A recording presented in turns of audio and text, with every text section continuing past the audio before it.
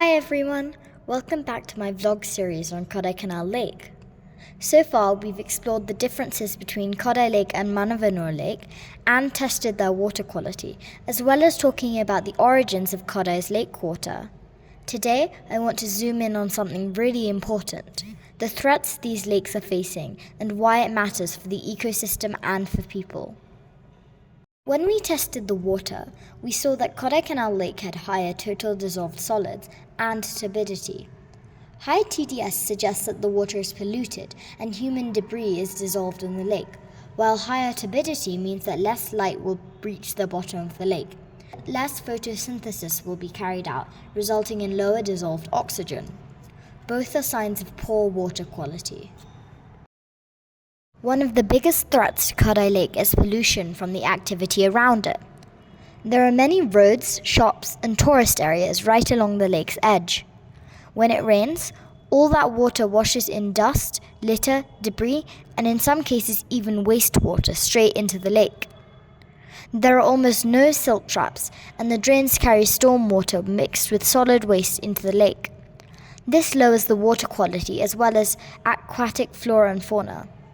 There are, however, some plants or animals that thrive under these polluted conditions, such as the common moorhen and lily pads. When we see them on Kodai Lake, it is an indicator of the pollution. Another threat is tourism. It greatly contributes to the local economy, but can put a lot of stress on the lake. More people generally means more waste. It also means more people go boating, and while the paddle boats can help aerate the water, which can reverse the effects of eutrophication, I saw many abandoned boats dumped on the shoreline once worn down. This can cause disturbance to the wildlife and plant growth and leak microplastics into the water. But let me be clear, tourism itself is not the problem. If we learn to manage solid waste responsibly, add more vegetation that acts as natural filters for grey and black water, and ensure that drains are maintained, our lake could be a little healthier. Another major problem is siltation, leading to the lake getting shallower and shallower each year. One of the things I mentioned in an earlier video is that the invasive species of trees create monoculture forests with little of the native shola grass on the ground. This, combined with the building over of natural land, means that there is not a lot of grass to absorb rainfall. Native grass and green cover prevent soil erosion because of their dense root systems and because vegetation covers exposed soil. Without it, soil gets swept away and deposited in the lake, leading to it getting shallower and shallower each year.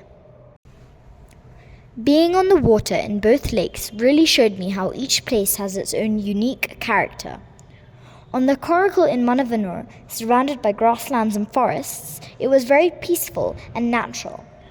In Kodai, the lake had a lively, bustling energy, with people enjoying boating and the views, reminding that it's both a natural space and the livelihood of community and visitors. Really the heart of the town, and that needs to be protected.